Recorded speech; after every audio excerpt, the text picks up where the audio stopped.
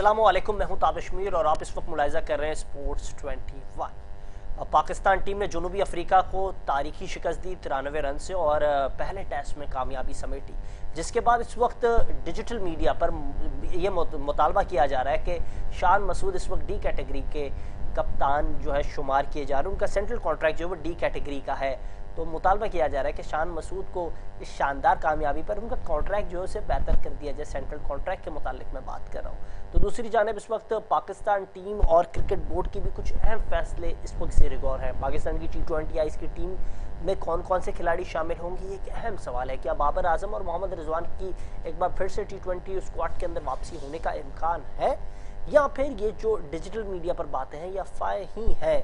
दूसरी जानिब ये बात की जा रही है कि आया पाकिस्तान टीम जो है वो अपना दूसरा टेस्ट अब पिंडी में खेलेगी, तो वहाँ क्या वापस से स्पिन सपोर्टिंग पिच बनाई जाएगी और वो इसी हिकमत अमली के साथ सेम फॉर्मूले के साथ टीम मैदान में उतरेगी। इन्हीं तमाम तर सवालात आज जानने की कोशिश करेंगे। मेरे स्टूडियोज़ में बड़े ख़ास मेहमान मौजूद हैं और सबसे पहले मैं बताऊं, नसीम राजपूत साहब मेरे साथ अब मेरे स्टूडियो में मौजूद है। किसी तारीफ़ के मोहताज नहीं है, पाकिस्तान की स्पोर्ट की दुनिया का एक बड़े ज़बरदस्त से मेज़बान रहे हैं, बड़ी ज़बरदस्त मेज़बानी करते हैं। आपने इनके फ़न और अदब व अदायगी को देखा ही होगा स्क्रीन पर। आज मेरे साथ यहाँ मौजूद है, कल एक बड़ी शानदार तकरीब में भी मौजूद है। बहुत शुक्रिया नसीम भाई कीमती वक्त देने के लिए। और मेरे साथ दूसरी जानिब जो बड़ी शानदार शख्सियत है, किसी तारीफ़ के मोहताज नहीं। आपने 2007 का वर्ल्ड कप देखा होगा, पाकिस्तान के जो फैंस हैं वो वर्ल्ड कप को बड़ी करीब से देखा होगा मिसबाह उल हक की बदौलत। वो वर्ल्ड कप के मुतालिक जो शायकीन है वो आज तक नहीं भूले। वो 6 रन जो आपको चाहिए थे, लेकिन वो 6 रन जहां आपको चाहिए थे, स्कॉटलैंड भी उस इवेंट का हिस्सा थी और उसका पार्ट थे Qasim Sheikh, Scottish cricketer. He is with me tonight. बहुत शुक्रिया Qasim for giving me time. और इसी तमाम तर मामलात पर गुफ्तगू करेंगे। सबसे पहले नसीम राजपूत साहब, मैं आपसे ही जान लूँ, क्या खबर है आपके पास? बाबर आजम की क्या वापसी हो रही है, या फिर ये बाबर के जो फैन पेजेस हैं उन्हीं की ये अफवाह है कोई, या फिर इस बात में कोई दम नहीं है? देखिए, मोहसिन नकवी साहब के थिंक टैंक को बहुत सारे फैसले देखने होंगे। अब हम बात कर रहे हैं अभी जो टेस्ट मैच जीता शान मसूद की, जो आपने बात की, डी कैटेगरी में उन्हें होना ही नहीं चाहिए था, या फिर उन्हें टेस्ट टीम का कप्तान नहीं होना चाहिए था। दो में से एक चीज़ें होती। जिस वक्त आपने सेंट्रल कॉन्ट्रैक्ट अनाउंस किया था, आपने किसी को भी ए कैटेगरी में नहीं रखा। अगर आपने ए कैटेगरी में कोई प्लेयर नहीं रखा तो आपने सारी दुनिया को पैगाम ये दिया था कि पाकिस्तान में अब ए कैटेगरी के प्लेयर ही नहीं आते। आप जो परफॉर्मर थे आप उनको दे देते, नहीं देते आप बाबर को, रिजवान को, जो आपको समझ में आता है, लेकिन आपको रखना ज़रूर चाहिए था। फिर डी कैटेगरी में एक कामयाबी के बाद ये मुतालबा करना कि जी उनको डी कैटेगरी में क्यों रखा है, ये भी नाजायज़ सी बात है। एक कामयाबी की वजह से नहीं, हमें ना एक कामयाबी की वजह से किसी खुशफहमी का शिकार हो जाना चाहिए। शान मसूद को पहले ही होना चाहिए था, एटलीस्ट बी कैटेगरी वो डिज़र्व करते थे। इस मौजूदा लॉट के अंदर हमारे पास कौन से सर जेफ बाइकआउट और सर गारफील्ड सोबर्स बैठे हुए हैं पाकिस्तान क्रिकेट में, जो इस वक्त पाकिस्तान क्रिकेट का हाल है, तो उस लिहाज से होना चाहिए था। दूसरी चीज़, जो आपने बात की कि बाबर आजम रिजवान, सबसे पहले तो मैं ताबिश एक बात ये कहूँगा कि हमें T20 का कप्तान बदलना चाहिए। देखिए, हम बात कर रहे हैं इस टेस्ट मैच में जीत की कि ज़बरदस्त नोमान ने 10 आउट कर दिए, तो इमाम ने भी 93 कर दिया, सलमान आगा ने भी 93 कर दिया, बाबर ने भी कुछ सेकंड इनिंग के अंदर को 41 ऑड रन स्कोर किए, इसी तरीके से अब्दुल्ला शफीक ने भी स्कोर किया, साजिद की विकेट थी, 4 आखिर में आके शाहीन शाह अफरीदी ने आउट किया। मेरे 2 सवाल हैं यहाँ पे। एक ये कि बड़ी आपने एक अहम बात की नसीम भाई, सॉरी टू इंटरप्ट यू, लेकिन मैंने गुफ्तगू की जनरल रिटायर्ड तौकीर ज़िया साहब से, फॉर्मर चेयरमैन PCB, उनसे मैंने ये सवाल किया कि जो कप्तान सिर्फ 70,000 रुपये की चिंगम खा चुका है, उसकी परफॉर्मेंस 70 रुपये की नहीं है। एक पूरा इवेंट हम जिस तरीके से हारे वो पूरी कौम ने देखा।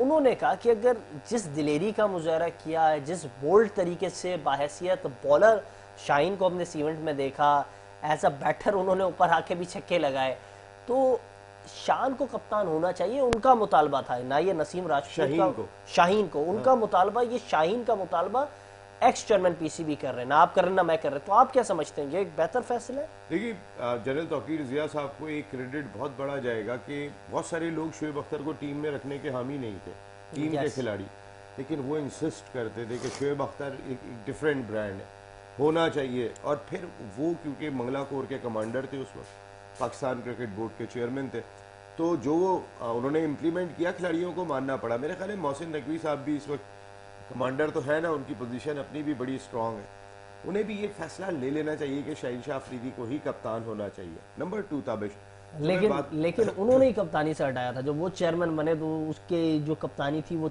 उसके हाथ से जा चुकी थी, ये आप भी जानते हैं। शाहीन मोहसिन नकवी साहब ने, जी हाँ, एक सीरीज के बाद आपने शाहीन को हटा के बहुत गलत फैसला किया था। बाबर को हटा के शाहीन को लगा के फिर बाबर को लगा देना, ये उससे भी बुरा फैसला था। क्योंकि अगर आप कोई न्यूट्रल कप्तान ले आते तो बाबर और शाहीन, जिनका ग्रुप टूट चुका था, जिनके मामलात खराब हो चुके थे, वो ज्यादा बेहतर होता कि किसी एक नए कप्तान के अंदर खेलते। स्टार्ट में ऐसा लग रहा था कि नकवी साहब अपनी जो डिजिग्नेशन है उसका वो उस तरीके से इंसाफ नहीं कर पा रहे थे। वो शायद वो जो फैसले ले रहे थे उसमें वो बोल्डनेस नजर नहीं आ रही थी, लेकिन as a passive of time जब वो वक्त गुजरा इसके बाद उनके फैसले बेहतर होते हुए दिखाई दे रहे हैं। आप क्या समझते हैं उसको? देखिए, मोहसिन नकवी साहब, मोहसिन स्पीड बहुत एफर्ट करते हैं, इधर भी पहुंचे हुए, उधर भी पहुंचे हुए, हर जगह जाते हैं। इंपॉर्टेंट मैच से पहले हर खिलाड़ी के कंधे पे हाथ रख के खड़े होते हैं। ये सब अपनी जगह पर है, लेकिन हम रिजल्ट देखते हैं कि क्या आ रहे हैं। अगर आपके थिंक टैंक आपको ये गाइड नहीं कर रहा कि सलमान आगा T20 ब्रांड नहीं है, वो उनकी जगह ही नहीं बनती है T20 फॉर्मेट में। Is a very good test player, is a very good ODI player. आप टेस्ट में कप्तान फ्यूचर हो सकते हैं।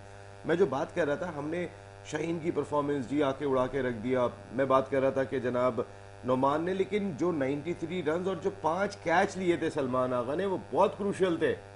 वो जो स्लिप में उसने 5 कैच मैच में लिए, वो 5 विकेटें थी। बड़ी खूबसूरत तरीके से उसने उन कैचेस को थामा, वरना अब्दुल्ला शफीक वगैरह हाथों के कैच ड्रॉप कर रहे थे, वो आपने देखे होंगे। बिल्कुल मैंने देखे। तो वो जो जिस ब्रांड का प्लेयर है उसको उसी जगह पे रखा जाए। बाबर को मैं आज भी कहता हूं कि बाबर T20 फॉर्मेट में 3 नंबर पे होना चाहिए, और मैं जनरल तौकीर जिया की बात से बिल्कुल मुत्तफिक हूँ। बाबर को कप्तान होना चाहिए, नहीं होना चाहिए? नो, बाबर को अब किसी फॉर्मेट में भी कप्तान नहीं होना चाहिए। यही मौक़िफ़ मैं जानना चाहूँगा, कासिम शेख बताएं, क्योंकि हमने 2024 वर्ल्ड कप में इनकी कमेंट्री देखी भी थी।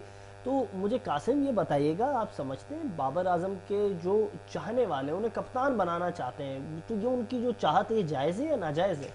देखो, ट्राइड एंड टेस्टेड हो चुका है, और मैं एग्री करता हूँ नसीम भाई के साथ कि आपका इतना बड़ा प्लेयर है, और मेरे ख्याल से कप्तानी और उसका गेम का फैक्ट हो गया था। तो अब जो है, अब कह सकते हो बाबर 2.0 आ रहा है, और वो जो है कप्तानी, उसको कप्तानी बाबर 2.0 आ रहा है, लेकिन वो कहाँ आ रहा है? जो नसीम भाई कह रहे हैं वो वन डाउन ही आ रहा है या एज ए ओपनर ही आ रहा है? No, one down, not opener. Babar के, मैंने 2 चीजें कह रहा हूँ, नॉट एज ए कप्तान। सॉरी कासिम भाई, आपकी बात, शहीनशाह अफरीदी T20 कप्तान, ये मैं कह रहा हूँ, जनरल साहब सही कह रहे। Babar Azam as a one down batter, क्योंकि जिस तरीके से कोहली बारी को लेके चलते थे, विलियमसन लेके चलते थे, जो रूट लेके चलते थे, बाबर को वो रोल दे, एंकर रोल जिसको कहते हैं। स्टेबिलिटी नहीं है आपकी बैटिंग में इसमें। जी कासिम भाई, और एग्री करता हूँ, वो जो पहले 6 ओवर है ना T20 फॉर्मेट में, क्रूशियल है। तो अब हमें फरहान मिल गया सबसे ज्यादा। He is a very top class batsman, उसने प्रूव कर दिया। इंडिया के खिलाफ उसने 2 बार स्कोर किया, तो वो एक ठीक हो गया। फकर भी खेल सकता, सैम को भी फेल हो गया था टूर्नामेंट, लेकिन सैम को आई थिंक ओपनिंग में उसको सक्सेस वहां मिल चुका है। बाबर को मिडिल ओवर में हमें कोई प्लेयर चाहिए। तो अंडे लेने में बड़ा सक्सेस मिल गया। अंडे ठीक है, लेकिन देखो टूर्नामेंट उसका बिल्कुल फ्लॉप हुआ है, वो तो सबके सामने नजर आया। उसने विकेट लिया, लेकिन वो उसका काम नहीं था। कह रहे हैं कि खैर ये तो हमारा ही जुमला है, बाद में लोगों ने कहा है, पहले तो हमने ही कहा, नसीम भाई और मैंने ही कहा कि हमें बताया गया सईद अनवर की झलक लेके जा रहे हैं, फिर वो जब दुबई पहुंचे तो सईद अजमल की झलक बन गया। हाँ, ये लोग बात करते हुए दिखाई दिए थे कि बॉलिंग भी उसने बुरी नहीं की। बिल्कुल। अच्छा, मुझे मुसलसल, नसीम भाई माजरत, मैं इंटरप्ट कर रहा हूँ आपको, इस वक्त ब्रेक का कहा जा रहा है, तो जी पहले सबसे पहले ब्रेक ली जाती है और उसके बाद मजीद डिस्कशन को जारी रखेंगे। आज बड़ी ज़बरदस्त गुफ्तगू चल रही है, मेरा भी जो है इस वक्त कोशिश हो रही है कि जो है ब्रेक ना ली जाए, लेकिन अब शॉर्ट ब्रेक का कहा जा रहा है, तो शॉर्ट ब्रेक।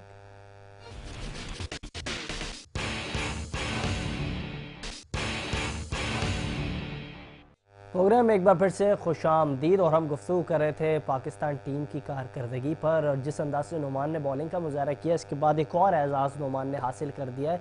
सईद अजमल के बाद वो पाकिस्तान के उन ज़बरदस्त बॉलरों में से जो है करार पाए हैं, जो इस वक्त मैच विनिंग परफॉर्मेंस देने में एक अमली किरदार अदा कर रहे हैं। कासिम शेख, आप क्या कहेंगे? क्योंकि हमने हमेशा से देखा है स्पिनर्स पाकिस्तान के तो जितने शानदार रहे हैं, स्कॉटिश हो या खासतौर पर हम इंग्लैंड के स्पिनर्स की बात करें, वो भी बड़े स्पिनर्स हमने वहाँ देखे हैं। फिर मुश्ताक अहमद की मैं बात करूँ, वो इंग्लैंड की टीम के साथ भी जो है एज ए कंसल्टेंट काम भी कर रहे थे, इस वक्त वो बांग्लादेश टीम के साथ मौजूद है। तो इस वक्त अब्दुल रहमान टीम के साथ एज ए स्पिन कोच लगे हुए हैं, काम अपने कर रहे हैं। तो आप समझते हैं नोमान को समझाने की ज़रूरत पड़ती होगी जितना टाइम उनको टीम के साथ हो गया? ताबिश हर बंदा को थोड़ा सा समझाने पड़ता है। ये दुनिया ऐसी है कि हमेशा कुछ सीख सकते हो। तो अब अब्दुल रहमान ने भी ठीक ठाक क्रिकेट खेला माशाल्लाह, तो शायद वो बस उसको देख के मोटिवेशन भी देता होगा, शायद उसको इतना टेक्निकल नहीं देता होगा, लेकिन हर बंदा के साथ कोई समझदार बंदा होने चाहिए जो उस स्किल का उसको मालूम है। तो अब्दुल रहमान भी अच्छा वाला लेफ्ट आर्म स्पिनर था पाकिस्तान के लिए, तो वो शायद उसको पीछे से देखे, इनकरेजमेंट करे। शायद उसको एक दिन नज़र आ रहा है कि उसका हाथ थोड़ा सा लो आ रहा है, शायद उसको बस थोड़ा सा ऊपर लेकर आओ। हर बॉलर हमेशा में और हर बैट्समैन को हमेशा इम्प्रूवमेंट कर सकते हैं। जितना भी बड़ा प्लेयर आप बनेंगे, इम्प्रूवमेंट आप कर सकते हो। तो हाँ ठीक है, अब्दुल रहमान को चांस मिलने चाहिए, उसने उसको चांस मिला है, तो अब्दुल रहमान आई होप उन बॉलर्स को हेल्प कर सकता है। और अभी फ़िलहाल अभी तक तो नुमान अली तो छा गया first test match, he is on fire right now. Yes बिल्कुल। अच्छा, इस वक्त एक और भी खबर सामने आई, सरफराज अहमद खान को कॉल की गई शान मसूद की जानिब से। नसीम भाई, तीसरा दिन था टेस्ट का, वो बड़े कंफ्यूज थे शान। उन्होंने कप्तान को कॉल की और कप्तान से यही मुतालबा किया कि मुझे गाइड करें। उन्होंने कहा कूल डाउन, सब अच्छा हो रहा है, बॉल जो है शाइन के हाथ में थमाना, वो तुम्हारा काम कर देंगे। अर्ली ऑन उन्होंने आते ही विकेटें ली, फिर एक जो मोमेंटम था, फिर नोमान ने दूसरे एंड से विकेट्स ली और हमने उसको बड़े अच्छे तरीके से ग्रैब कर लिया मैच को, और बड़े जल्दी हमने जो है फ्रूटफुलनेस हासिल कर ली। क्या समझते हैं? आपने मुझे याद है एक मुतालबा किया था एक प्रोग्राम में भी कि सरफराज को अगर टीम के साथ रखना है, he must be mentor for the Pakistan team. तो अब आप अभी भी उस बात पे कायम हैं? बिल्कुल, इसलिए मैं सरफराज के लिए बात करता हूँ। अगर आप उनको चेयरमैन सिलेक्शन कमेटी लाने की बात कर रहे थे, थैंकलेस जॉब है। फैसले आकिब जावेद ने और वहाब रियाज नहीं करने होंगे। उन पर तो वैसी बड़ी तनकीद हो रही है, बिल्कुल ठीक आप कह रहे हैं। अच्छा, थोड़ी वापस, मैं ना जाने क्यों आज नसीम भाई से बहुत कुछ बातें करवाना चाहता हूँ, लेकिन उनको इंटरप्ट करना पड़ता है। मुझे शोएब मोहम्मद साहब ने ज्वाइन कर लिया और ग्रेट शोएब मोहम्मद साहब ने मुझे ज्वाइन किया। किसी तारीफ के मोहताज नहीं है, ना सिर्फ शोएब मोहम्मद किसी तारीफ के मोहताज नहीं है, उनका पूरी जो फैमिली है वो किसी तारीफ की मोहताज नहीं है। एक बड़ी ग्रेट लेगेसी उनकी फैमिली की रही। और वज़ीर मोहम्मद साहब जो साबिक टेस्ट क्रिकेटर रहे पाकिस्तान के लिए, 50 की दिहाई में पाकिस्तान की जो ग्रीन शर्ट की रहनुमाई की उन्होंने, और बड़े ज़बरदस्त अंदाज से अपना डेब्यू किया, डेब्यू हिंदुस्तान के खिलाफ किया। वो अब हम में नहीं रहे। और इससे पहले कि हम शोएब भाई से बात शुरू करें, ऐसा कभी होता नहीं है, ग्राउंड में होता है, प्रोग्राम में नहीं होता। एक 5 सेकंड की खामोशी इख्तियार करेंगे। इस मोहम्मद फैमिली का जो नाम है, और वज़ीर मोहम्मद साहब बहुत बड़ा नाम, जमीका में 189। एक 5 सेकंड की खामोशी और उसके बाद आप बात करेंगे। जी बिल्कुल, आपने जिस तरीके से देखा, हमने उस अदब का मुजाहरा किया जिस अदब का मुजाहरा शायद पाकिस्तान टीम ने भी नहीं किया। हम यही उम्मीद कर रहे थे कि शायद पाकिस्तान टीम इस अदब का मुजाहरा करेगी। और वज़ीर मोहम्मद साहब बहुत बड़ा पाकिस्तान के क्रिकेट का नाम और पाकिस्तान की पहली टीम का हिस्सा थे। और कराची में अगर हनीफ भाई की बात की जाए, हनीफ मोहम्मद साहब की, तो नसीम भाई आप तो जानते होंगे, हनीफ साहब जो है मरूम, उनकी वो लेगेसी थी कि कराची की क्रिकेट को परवान उनकी वजह से मिली। वर्ल्ड की क्रिकेट और वर्ल्ड की क्रिकेट वो कराची नहीं थे, वो दुनिया थी। हनीफ मोहम्मद साहब के साथ, नाम के साथ तो दुनिया जुड़ी। बिल्कुल, और उनका रिकॉर्ड दुनिया में आज भी कायम और दायम है।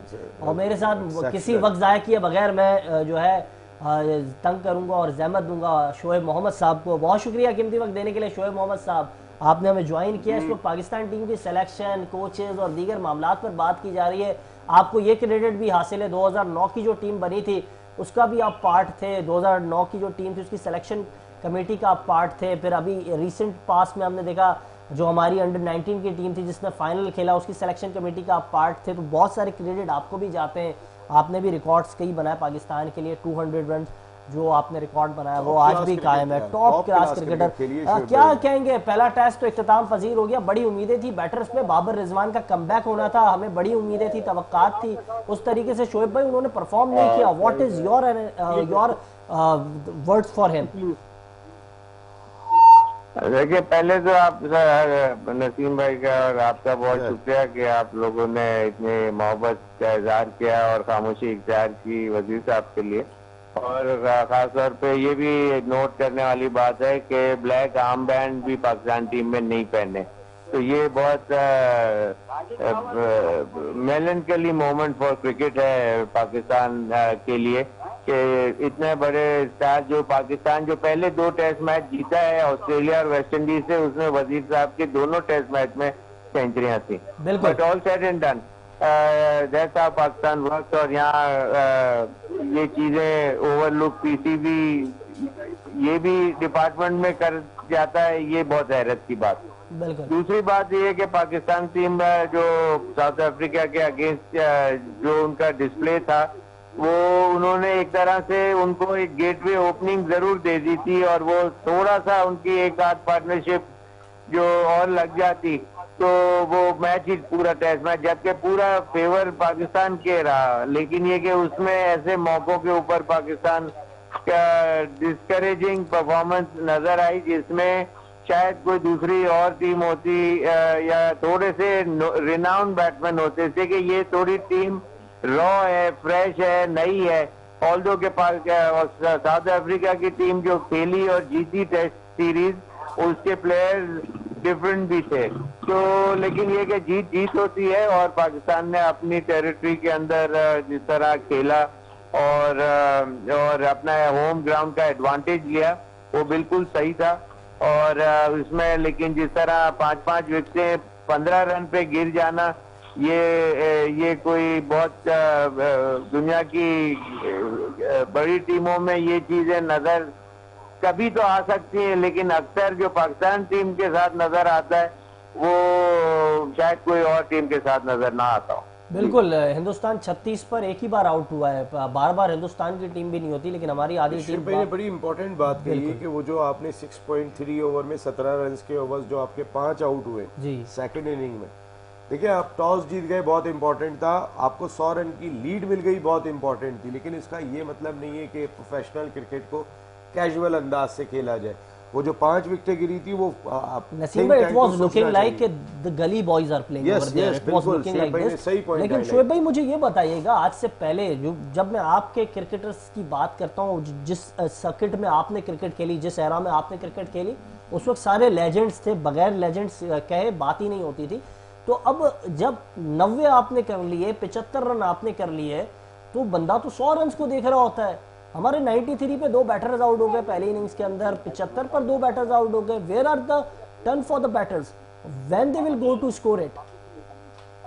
नहीं साहब, बात ये है कि that's the beauty of the game के इसके अंदर 99 पे एक ही मैच में 3 प्लेयर भी कराची के टेस्ट मैच में आउट हो चुके हैं। तो इसका ये मतलब नहीं है कि वो नहीं चाहते थे, लेकिन अप्रोच अगर आपका स्ट्रॉन्ग इनफ ना होगा, और कभी तो 90s में इंसान आउट हो जाता है, बड़े प्लेयर भी आउट हो जाते हैं, लेकिन किस वे में आउट हो रहे हैं पाकिस्तानी प्लेयर, वो चीज है कंसर्निंग।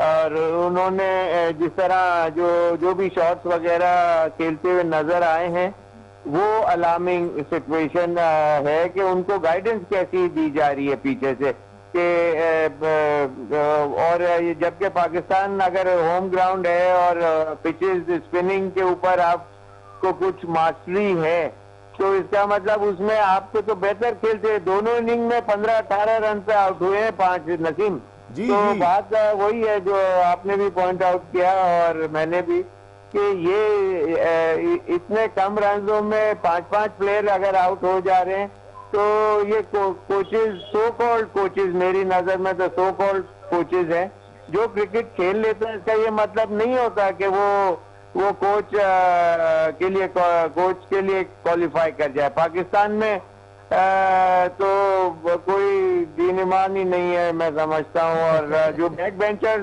खेलने के टाइम पे होते थे, वो खेलने के बाद उनके सींग निकल आए और वो लोग कोचेज बन गए। और इंटरनल जो सर्किट है उसमें भी इसी तरह सिखाया जाता है। इसीलिए जब प्लेयर पाकिस्तान टीम में आता है तो वो इतना रॉ होता है कि उनकी गलतियां इतनी एक्सपोज हो रही होती है कि कमेंटेटर्स तक हंस रहे होते हैं। बिल्कुल, बेशक सारी दुनिया की टेल लड़ती हुई दिखाई देती है। पैट कमिंस को देखें आप, वहाँ पे जडेजा को देखें आप, उनका लोअर ऑर्डर लड़ता है, हमारा लोअर ऑर्डर आपको आखिरी मर्तबा बचता याद है। भी नहीं होगा कि किस वक्त इन्होंने परफॉर्म करके दिखाया नहीं था। नहीं, हमारा लोअर ऑर्डर वो लगान की जो फिल्म है उसके लोअर ऑर्डर की तरह लगता है, मकसद वो है बिल्कुल कि- अनफॉर्चुनेटली आई एम अभी रियली इनसे सॉरी फॉर कोई- दिस, अगर मैं इस कोई तरह के एक- अल्फाज कह रहा इनसे हूँ। कोई हिम्मत नजर नहीं आ रही, कोई जुर्रत नजर नहीं आ रही कि भाई आप डिटर्मिनेशन के साथ खड़े तो हो, यस। वो चीज मिस कर रहे हैं हम। हमारी अच्छा, बड़ी टीम एक परफॉर्म अहम नहीं बात कर रही। की शोएब भाई ने, और शोएब भाई ने मैं आ हाईलाइट रहा किया हूँ। कि जिस तरीके से हमारी जो कोचिंग पैनल है उस पर जी एतमाद। दाविश ठीक है। जी, अब मैं आखिरी जाते जाते आपसे पॉइंट ऑफ व्यू लूंगा शोएब भाई।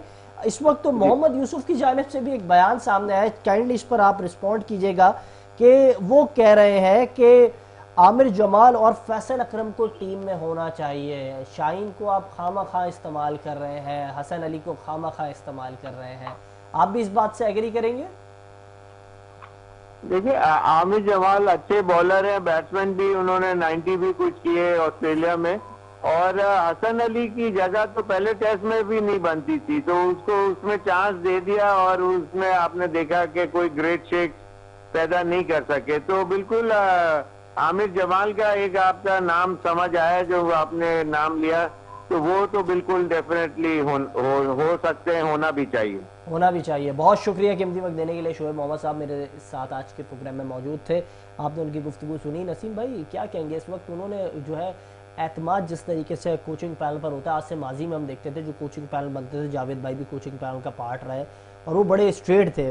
वो मुझे याद है कासिम उमर साहब का इंटरव्यू करने मैं गया था, उन्होंने कहा कि जावेद मियादाद इन सारे कोचेज़ में सबसे बेहतरीन था, वो कम वसाइल में ज़्यादा काम लेना जानता था। वो टेनिस की बॉल को गीला करके जो है उसको स्टूल पर रख के तेज़ फेंकता था कि बाउंसर की कैसे प्रैक्टिस करनी है, ये जावेद भाई सारी चीज़ें जानते थे। तो क्या समझते हैं आज के कोचेस तो ये चीज़ें नहीं जानते? नहीं, थिंकिंग जावेद भाई जैसी अप्रोच जावेद भाई के अंदर ही क्रिकेट थी, और बसी हुई थी उनके अंदर क्रिकेट, ऐसा बहुत कम प्लेयर्स में होता है। देखिए कोचिंग और खेलना दो डिफरेंट सिनेरियो, और मॉडर्न डे क्रिकेट में जहाँ पे कोचिंग कोर्सेज की बात आ गई है कि भाई आपने लेवल 1 2 3 4 करना है, तो ज़ाहिर कोई स्टडी होती होगी, लेकिन हम अपने कोचेज में अगर जैसे हम माइक हसन को लेके चल रहे हैं, Mike Hesson I don't think Azhar Mahmood का चूंकि हमने टेन्योर पूरा करवाना है, वरना हमें पैसे देने पड़ते कोच को, हम मजबूर हैं और हम उनको कैरी कर रहे हैं। अभी 2 मैच जीत जाते हैं मुल्क के अंदर तो शायद वो दोबारा से बोलेंगे नहीं यही कोच बेहतरीन है। आकिब जावेद की गुड्डी उड़ गई थी, सारी दुनिया कह रही थी कि स्पिनिंग ट्रैक बनाओ, जो हम इंग्लैंड से 2 टेस्ट में जीते, आकिब की गुड्डी उड़ गई भाई, तो सारी दुनिया इंग्लैंड के प्लेयर कह रहे थे कि आप स्पिनिंग ट्रैक क्यों नहीं बना रहे, तो वो हमारी गलती थी कि हम एक दिन में 500 रन बनवा रहे थे पिंडी की पिच के ऊपर, हम पता नहीं कौन सी क्रिकेट खेल रहे थे। तो अच्छा, उस वक्त ये भी कहा जाता है, इसको आप भले करेक्ट कीजिएगा, ये भी कहा जाता है कि बाबर आजम और जो बड़े खिलाड़ी थे वो चाहते थे कि इस तरह की पिचेस हो जहाँ बैटर रन करें और उनके रिकॉर्ड्स हो और बल्ले बॉलर स्ट्रगल करें। ताबिश ये वैसे हमने देखा है, जब फास्ट बॉलर कप्तान होता है तो वो कहता है पिच पे थोड़ी घास छोड़ दो, जब स्पिनर कप्तान होता है तो कहता है कि ज़रा पिच को जो है ना थोड़ा टर्निंग ट्रैक बनाओ, जब बैटर होता है तो बैटर कहता है कि मेरे रन होने चाहिए, तो वो भी कहते हैं कि ज़रा बैटिंग ट्रैक बनाओ। कप्तान की राय जो ली जाती है वो इस तरीके की आती है, वो अपने मुफाद में होती है, वो कौम के मुफाद में नहीं होती, ये नहीं होनी चाहिए ना। इसलिए अच्छा कासिम भाई आप इस पर क्या कहेंगे? ये तो गलत है, टीम का सोचने चाहिए, और जो लीडर होता है कोच एंड कैप्टन, डिस्कशन होनी चाहिए कि हमने ये टेस्ट जीतना कैसे, क्योंकि एक तो साबका उस चेयरमैन हिसाब से सीसी भी जाना आए चाहिए। थे, उन्होंने तो कहा मैं ड्रॉप इन पिचेस बना रहा हूँ, वो ड्रॉप इन पिचेस का जो मटेरियल था आज तक कोर्ट पे पड़ा हुआ है, पता नहीं अब इतनी बारिश के कराची में हो गई, उसके मटेरियल का क्या हाल है अल्लाह बेहतर जानता है। फिर उन्होंने बड़ी बड़ी बातें जो ऑस्ट्रेलिया से आई थी, रमीज हसन राजा साहब की मैं बात कर रहा हूँ, कासिम भाई क्या समझते हैं? उन्होंने तो बड़े अच्छे मशवरे दिए थे, वो मशवरे बहुत अच्छे थे, लेकिन उस पर कोई इम्प्लीमेंटेशन नहीं हुआ। तो ये तो फिर सवाल किसी और को पूछने पड़ेगा, मुझे इसका पता नहीं है कि इम्प्लीमेंट क्यों नहीं हुआ ये, लेकिन यू नो वो क्वेश्चन शुड बी आस्क्ड। बड़े हैरान कौन बात थी पता है आपको कासिम भाई, हमारे यहाँ पर होते हैं नया नाज़िमाबाद में, जहाँ जिन्होंने साइन किया था आरिफ हबीब साहब के साथ कॉन्ट्रैक्ट साइन किया था, वो पिचेस मंगवा रहे थे, और उसके बाद पता चलता है ताबिश के वो पिचेस, बाद में अमी साहब का स्टेटमेंट आता है जी एयर फेयर के इतने पैसे पड़ रहे हैं हमें, तो उसके बाद तो भाई आपने कॉन्ट्रैक्ट क्यों किया था, फिर वो मट्टी आने के बाद अब तक यूटिलाइज क्यों नहीं हुई। अभी मैं गया था गुजरावाला में काम करने, तो वहाँ पे नंदीपुर, वहाँ से कोई गुजरावाला से 20 मिनट की ड्राइव है, तो वहाँ तहसीन साहब होते हैं, उनसे मैंने गुफ्तगू की थी, तो मोस्टली नंदीपुर की मट्टी जो है वो पाकिस्तान की पिचेस के लिए होती है, दुबई में, ऑस्ट्रेलिया में, कई जगहों पे जा रही है, सऊदी अरब जा रही है, कतर जा रही है, इमारात जा रही है, हर जगह पे नंदीपुर की मट्टी जा रही है। हमारी अपनी मट्टी बेहतर है। देखिए, हमारे पास क्यूरेटर इतने काबिल होने चाहिए कि जिनको ये पता हो कि अगर वो पिच पे घास छोड़ेंगे तो वो क्या फास्ट बॉलर को मदद देगी, उस पर क्रैक होंगे क्या वो स्पिनर को, तो ये क्यूरेटर को आना चाहिए, क्वालिफाइड क्यूरेटर होना चाहिए। मट्टी आप ज़रूर मंगवा लें।